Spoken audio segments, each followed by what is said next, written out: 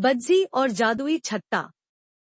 बहुत समय पहले मधुमक्खियों के एक छोटे से गांव शहदपुर में बज्जी नाम की एक शर्मीली मधुमक्खी रहती थी। बज्जी को उड़ने में उतना मजा नहीं आता था जितना बाकी मधुमक्खियों को।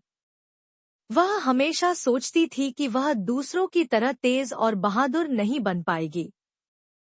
एक दिन शहद इकट्ठा करते हुए बज्जी जंगल के गहरे हिस्से में भटक गई।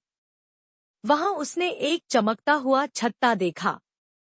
उसकी दीवारें सुनहरी थी और वह जादुई चमक से भरपूर था। जैसे ही बज्जी ने उसे छुआ, उसकी पंखों में एक अलग सी ताकत आ गई।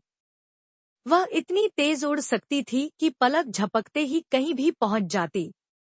अब बज्जी की मदद से शहदपुर की मधुमक्खियां जल्दी जल्दी फूलों से पराग इकट्ठा करने लगी। सबने बज्जी को शहदपुर की हीरो कहना शुरू कर दिया। लेकिन बज्जी के मन में डर था, क्या वह बिना इस जादुई छत्ते के कुछ कर भी पाएगी? एक दिन शहदपुर में बड़ी आफत आ गई। पड़ोस के जंगल से लालची ततैयों का झुंड आया और उन्होंने पूरा छत्ता चुरा लिया। शहदपुर की मधुमक्खियां घबरा गईं। अब क्या होगा? हमारा सारा शहद और जादुई छत्ता चला गया, सबने उदास होकर कहा। बज्जी भी डर गई, लेकिन उसने तय किया कि वह अपनी बस्ती को बचाएगी। उसने अपनी दोस्तों को इकट्ठा किया और कहा, हमें जादुई छत्ते के बिना भी अपनी ताकत पर भरोसा करना होगा। चलो, उन्हें रोकते हैं। बज्जी और उसकी दोस्तों ने मिलकर एक योजना बनाई। वे धीरे धीरे ततैयों के छत्ते तक पहुंची।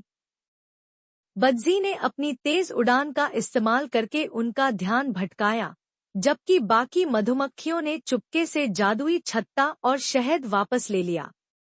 लालची ततैये गुस्से में थे, लेकिन बज्जी और उसकी टीम ने उन्हें दूर जंगल में भगा दिया।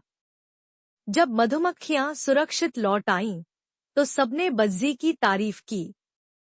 बज्जी ने महसूस किया कि असली बहादुरी जादू में नहीं, बल्कि आत्मविश्वास और टीम वर्क में है।